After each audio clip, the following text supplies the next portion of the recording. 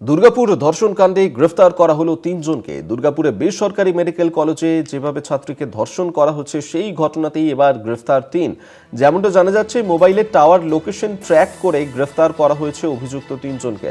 Asansol Durgapur police commissionerate গ্রেফতার করে ওই তিনজনকে। আপনারা জানেন যে শুক্রবার রাতের বেলায় এই ঘটনা ঘটেছিল, যেখানে দুর্গাপুরে একটি বেসরকারি মেডিকেল কলেজের পড়ুয়া, তাকে পাশের জঙ্গলে নিয়ে গিয়ে ধর্ষণ করা হয়েছিল। আর সেই ঘটনাতেই এবার গ্রেফতার করা হয়েছে তিনজনকে।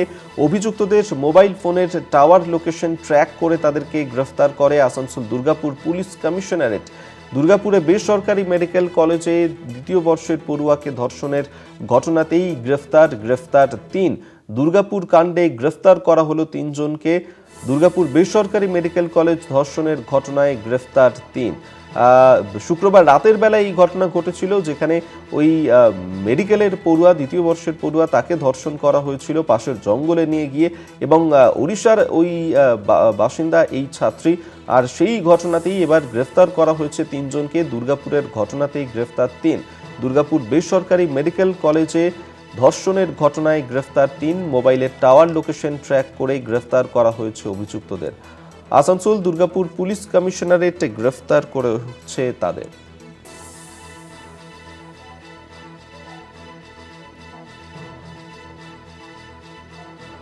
অরিত্র ঘোষ আমাদের সঙ্গে টেলিফোনে রয়েছেন প্রতিনিধি, এই নিয়ে আরো বিস্তারিত জানাবেন। অরিত্র, দেখো, এই দুর্গাপুরের বেসরকারি মেডিকেল কলেজে ডাক্তারি পড়ুয়াকে ধর্ষণের অভিযোগ, সেই ঘটনায় এবার তিনজনকে গ্রেপ্তার করলো এডিপিসি তথা আসানসোল দুর্গাপুর পুলিশ কমিশনারেটের আধিকারিকেরা।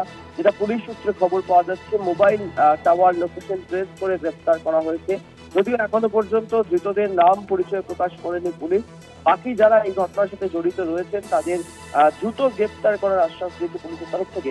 যেটা পুলিশ সূত্রে খবর থেকে এই ঘটনায় ইতিমধ্যেই পুলিশ 5 জনকে চিহ্নিত করেছে। তাদের কেস পুলিশের কাছে তৈরি করা হয়েছে। এই 5 জনের মধ্যে 3 জনকে গ্রেপ্তার করা হয়েছে। গতকাল রাতভর এই যে জায়গা, অর্থাৎ আইকিউ সিটি যে বেসরকারি হাসপাতাল, সেই হাসপাতাল চত্বরের একটি এলাকা পরাণগঞ্জ, সেই পরাণগঞ্জ শ্মশান এলাকার জঙ্গলে গতকাল রাতভর তল্লাশি চালায় পুলিশ। সকাল থেকে সেখানে ড্রোন উড়িয়েও তল্লাশি চালানো হয়। যে 5 জনকে চিহ্নিত করা হয়েছে তাদের মধ্যে 3 জনকে গ্রেপ্তার করা যাচ্ছে, এটা পুলিশ সূত্রে খবর পাওয়া যাচ্ছে। বাকি 2 জন এখনো পলাতক রয়েছে, তাদের খোঁজে তল্লাশি চালাচ্ছে পুলিশ। এবং খুব উল্লেখযোগ্যভাবে আসানসোল দুর্গাপুরের পুলিশ কমিশনারেটের কমিশনার গতকাল রাত্রেই নির্যাতিতার বাবার সাথে কথা বলেছেন, তাদের সহপাঠীদের সঙ্গেও কথা বলেছেন। এবং এডিপিসির যারা সিনিয়র অফিসার তারা ঘটনাস্থল পরিদর্শন করেছেন। সকাল থেকেই তারা সেখানে উপস্থিত রয়েছেন। ড্রোন উড়িয়ে নজরদারি চালানো হচ্ছে। এবং যেটা পুলিশ সূত্রে খবর পাওয়া যাচ্ছে যে এই যে নির্যাতিতা এবং তার যে সহপাঠী সেদিন রাত্রে খাবার কিনতে বেরিয়েছিলেন, এই দুজনের ফোনে কোনোভাবে কারোর একজনের ফোনে হয়তো এই যাদেরকে গ্রেপ্তার করা হয়েছে, 5 জনকে চিহ্নিত করা হয়েছে, তাদের ফোন থেকে ফোন এসেছিল।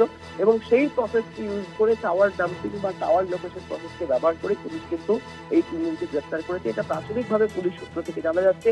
যদিও এখনো পর্যন্ত এডিপিসি তথা আসানসোল দুর্গাপুর পুলিশ কমিশনারের তরফ থেকে বিস্তারিত তথ্য প্রকাশ করা হয়নি। কিছু সময়ের মধ্যে সেই তথ্য প্রকাশ করা যাবে। এবং উল্লেখযোগ্যভাবে যে বিষয়টা সামনে উঠে আসছে, যে এই ঘটনার সাথে স্থানীয়দের সাথে যোগাযোগ থাকতে পারে।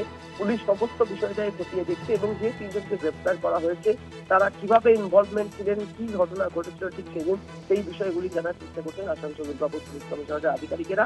অন্যদিকে যে নির্যাতিতা ছাত্রী, তার সাথে গতকাল রাত্রে তার পরিবারের সাথে কথা বলেছেন আসানসোল দুর্গাপুরের পুলিশ কমিশনারেটের পুলিশ কমিশনার। সব মিলিয়ে এই গোটা ঘটনার তদন্ত শুরু করেছে পুলিশ। এবং যে ঘটনা ঘটেছে এই বেসরকারি হাসপাতালে, সেই ঘটনা ঘটার 36 ঘন্টার মধ্যে রাজ্য পুলিশ তথা আসানসোল দুর্গাপুর পুলিশ কমিশনার গ্রেপ্তার করলো 3 জনকে। এখনো বাকিদের ধরে তল্লাশি চালাচ্ছেন পুলিশ আধিকারিকেরা।